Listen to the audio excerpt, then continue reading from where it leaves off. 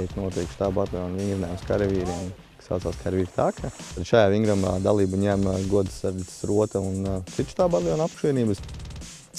Viņas iet nodaļas sastāvā. Nodaļas komandieris ved savus pakļautībā esošos cilvēciņus. Priekšu!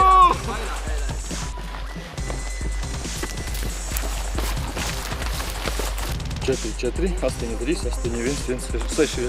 Jā. Viss, paldies. Iebrīmies un ejam tālāk. Viņi iet rotācijas veidā caur stacijām. Katrā stacijā viņi pilda konkrētu uzdevumu, kurā viņi tiek vērtēti, kā viņi izpildījuši.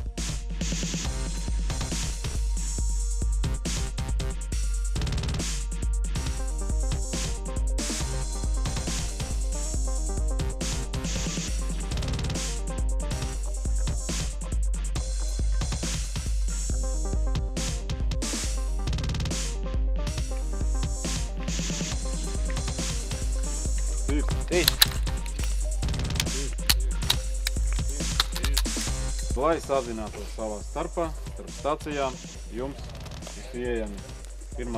un 2. stacijā rācijas, pārējās stacijās lauku telefoni.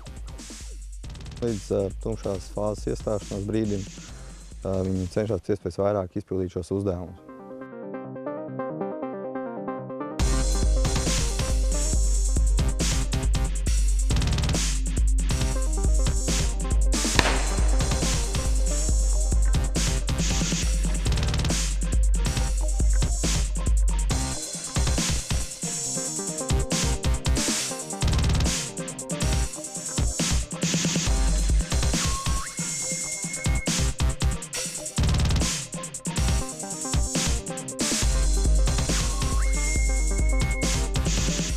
Tas ir ikgadējs pasākums, principā, un viņš ir pārsvarā rudens laikā, jo tad tiek pārbaudīts visu par gadu laiku nosacīti apgūtais, un tikai reiz tiek arī atsveicinātas individuālās iemaņas karavīru. Kara munīcija tika atrasta, tur ir cilvēks, kurš to ir atradis, izdomājis, ka viņš pie ugunskura taisīs vaļā, un attiecīgi, ja jūs dzirdējāt, ir sprādziens.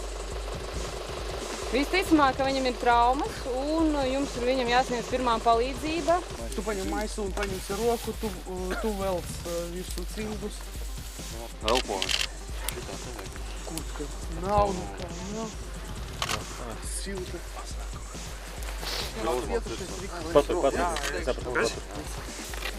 Izpildījāt vislabāk no visām līdzinājām komandām šo uzdevumu. Super.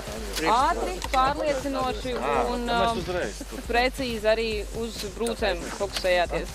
Lielākais uzsvars ir uz, tā teikt, teambuildingu, jo visu uzdevumi, kas šeit ir saistīti, viņi ir konkrēti tendēti uz to, lai nodaļa kopēji iesaistītos, lai katram būtu jāiegulda kaut kāda savu darba daļiņa, lai nonāktu pie kopējā uzdevuma sasniegšanas rezultāta.